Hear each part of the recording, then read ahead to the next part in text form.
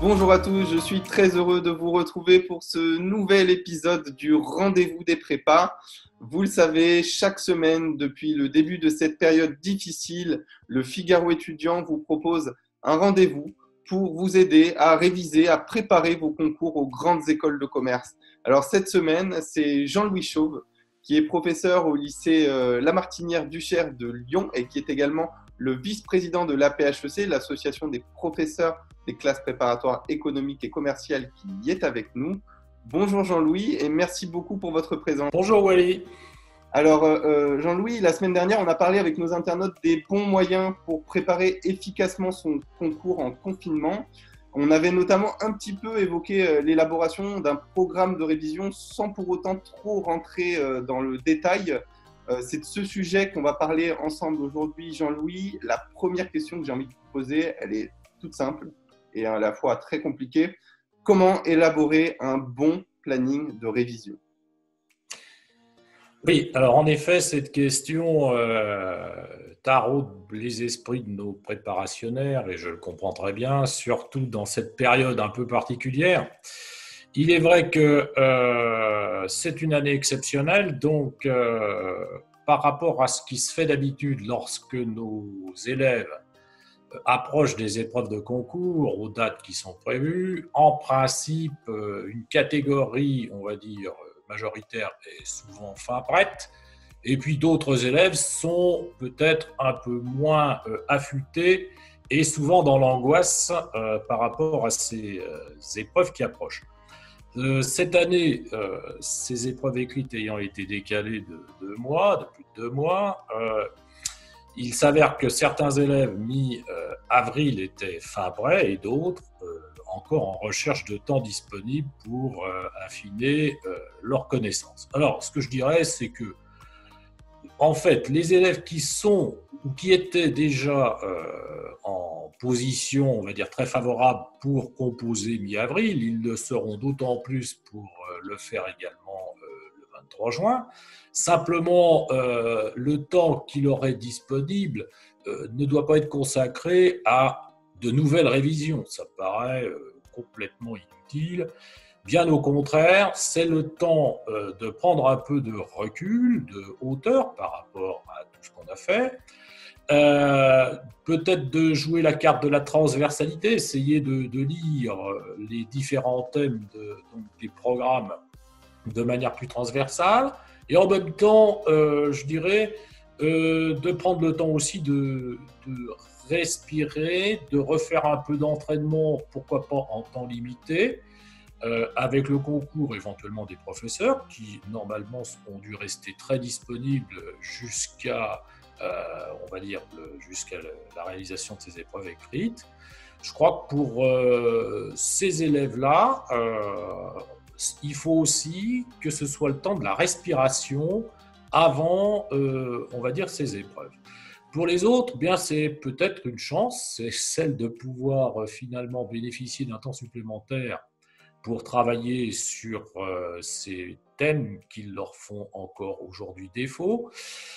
Toujours est-il que, bon, refaire un planning me paraît évidemment dans ce cas-là plutôt important et à concentrer peut-être sur les points faibles, les points de faiblesse, les points de fragilité sur lesquels il me paraît important peut-être de retravailler. Il faut répartir le travail. Comment on fait ? Est-ce qu'on met les mathématiques le matin, la géopolitique l'après-midi ? Est-ce qu'il faut établir des priorités et des ordres dans le programme ? Alors, les priorités, en fait, on ne peut pas généraliser. Là encore, certains élèves ont des priorités qui ne sont pas les mêmes que leurs camarades. Donc, je crois que les priorités sont celles de chacun. Donc, on va plutôt isoler les disciplines dans lesquelles il est important peut-être de faire un retour et ensuite organiser le travail de façon à ce qu'il n'y ait pas de surinvestissement disciplinaire.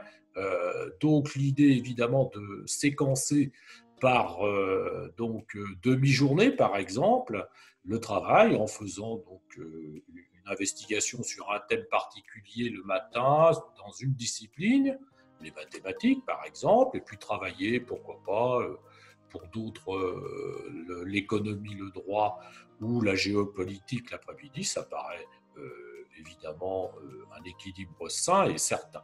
Mais là encore, il faut se maintenir dans un état de tension intellectuelle, on va dire, positif et favorable. Donc, ne pas non plus reconstruire un programme approfondi, parce que normalement, ce travail de révision, il devait être fait pour une date antérieure. Donc, je crois qu'il est plutôt nécessaire de relire, revisiter, dans certains cas approfondir, donc pendant le temps supplémentaire qui nous a été accordé, les points d'achoppement qui nous semblent nécessaires. Du coup, c'est quoi qu'il faut faire? C'est des plages horaires de 3 heures, de 4 heures, par exemple 3 heures le matin, 3 heures l'après-midi, 3 heures le soir? Ah, alors là, c'est un problème, là encore, qui pose une difficulté. Tout le monde n'a pas le même rythme de travail. Nous avons des élèves qui, pendant 2 ans, ont été plutôt des gens qui travaillaient très efficacement le soir, d'autres plutôt tôt le matin.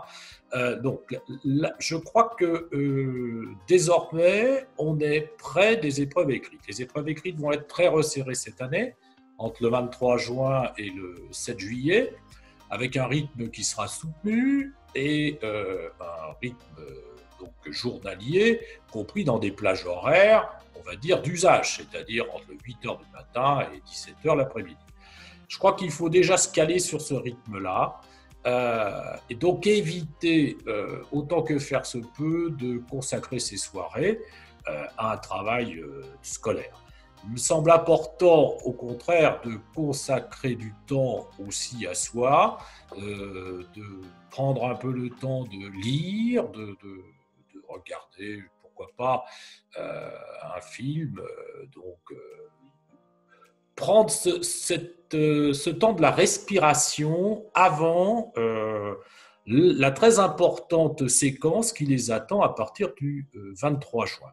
Donc des temps de pause, bien sûr, mais plutôt un emploi du temps équilibré, matin et après-midi. D'accord. Pas trop tôt le matin, pas trop tard le soir. Ok. Et du coup, est-ce que vous recommandez des choses comme des temps de révision en groupe, par exemple, avec des réunions sur Zoom ou sur d'autres logiciels de visio où ils se retrouvent à 2 ou 3 et où ils peuvent réviser un thème donné? Oui, bien sûr, c'est même, je dirais, indispensable. Pourquoi? Parce que cette période, comme tout le monde l'a vécue, et donc est une période où la socialisation fait défaut, et surtout pour ces élèves qui ont passé 2 années donc, dans une classe où ils ont noué des liens, il est absolument indispensable de les maintenir. Donc, on ne peut qu'encourager ces rencontres, évidemment, sur quelque plateforme que ce soit, surtout pour maintenir, renouer ces liens et évidemment leur donner une coloration un peu plus scolaire, pourquoi pas, au-delà du lien social, profiter de ces temps pour travailler à plusieurs, s'interroger. Certains de mes élèves donc, se sont livrés à des scénarios d'interrogation mutuelle sur des thèmes, comme si c'était un oral, bien qu'il n'y aura pas d'oral à passer cette année, pour finalement avoir aussi un avis différent donc, de la part de ses camarades ou évidemment de la part d'un professeur si celui-ci est disponible. Est-ce que vous avez un petit dernier conseil en ce qui concerne le planning de révision pour les étudiants qui nous regardent? Dernier conseil, ce que je dirais, c'est que les épreuves qui les attendent sont évidemment des épreuves qui sont un petit peu stressantes, et ça ne change pas, chaque année c'est pareil pour tous les préparationnaires. Pour moi, honnêtement, je veux vous dire, il faut maintenant prendre le temps de la respiration, essayer de se détendre, essayer de regarder au-delà donc de ces épreuves et de se projeter déjà dans le futur qui sera leur quotidien lorsqu'ils auront passé avec succès, j'en doute pas, ces différentes épreuves de concours. Voilà. Merci beaucoup Jean-Louis Chauve d'avoir été avec nous aujourd'hui. Merci à tous pour votre fidélité. On se retrouve dès la semaine prochaine pour notre prochain épisode du Rendez-vous des prépas. Et d'ici là, portez-vous bien et surtout, révisez bien.